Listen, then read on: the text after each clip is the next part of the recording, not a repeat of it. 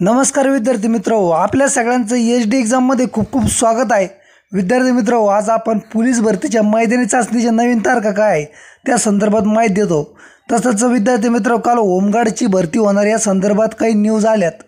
तर विद्यार्थी मित्रहो, होमगार्डची भरती कशा प्रकारे असणार, परमनंट असणार की कशा प्रकारे भरणार, त्यानंतर यांना प्रशिक्षण वगैरे काय दिलं जाणार आणि आपली राज्य सरकारला काय विनंती आहे त्या संदर्भात सुद्धा महत्त्वाचा इम्पॉर्टंट व्हिडिओ आहे। विद्यार्थी मित्रहो, शेवटपर्यंत व्हिडिओ बघा, अत्यंत महत्त्वाचे आहे, शेवटपर्यंत बघा। आणि जर चॅनलवर नवीन असाल तर लगेच चॅनलला प्लीज सबस्क्राईब करून घ्या। तर विद्यार्थी मित्र, आपल्याला खूप सगळ्या विद्यार्थ्यांच्या कमेंट आहे की नेमकं होमगार्डची जी भरती होणार आहे ती परमनंट आहे का। कारण की काही व्हिडिओमध्ये सांगितलं जातं आहे की या होमगार्डचे भरणार आहे त्यांना विशिष्ट प्रशिक्षण देऊन त्यानंतर त्यांना कायमस्वरूपी ड्युटी देणार आहेत MSF सारख्या। तर बऱ्याच विद्यार्थ्यांचे असं म्हणणं होतं की पोलीस भरतीमध्ये म्हणजे जर यश आलं नाही तर आम्ही होमगार्डसाठी जर अप्लाय केलं त्यामध्ये कशा प्रकारे फायदा होऊ शकतो।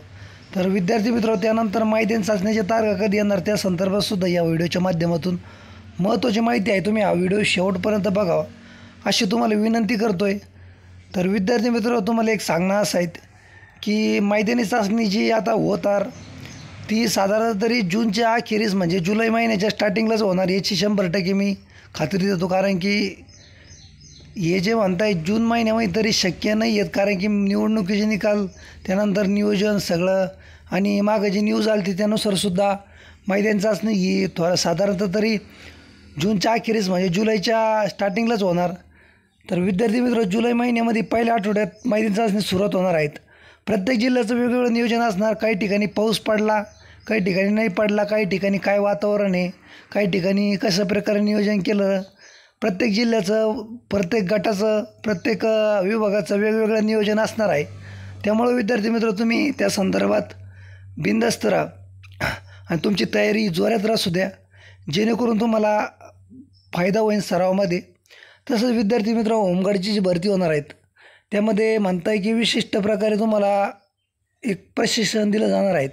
विद्यार्थी मित्र, ते प्रशिक्षण वगैरे दिलं जाईल, परंतु ड्युट्या या कशा प्रकारे असणार, कंटिन्यू ड्युट्या लागणं गरजेचं आहे कारण की खूप सगळे होमगार्ड असे आहेत की त्यांना वर्षभरातून एक 4-6 महिनेच ड्युट्या लागत असतात आणि जास्त त्यांना ड्युट्या लागत नाही, रोजंदारीवर त्यांना काम असतं।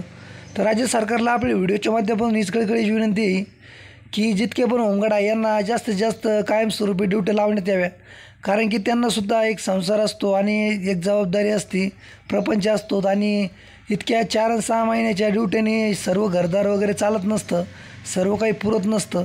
त्यामुळे राज्य सरकारने त्यांच्या एक भवितव्याकडे बघून त्यांना कायमस्वरूपी ड्युट्या देण्यात याव्या, जेणेकरून त्या विद्यार्थ्यांना फायदा होईल। कारण की होमगार्डसुद्धा एक पोलीस प्रशासनाला एक मदतनीस म्हणून मोठ्या प्रमाणामध्ये काम करीत असतो आणि मोठ्या प्रमाणामध्ये बंदोबस्त वगैरे आपल्या ड्युट्या राबवित असतो।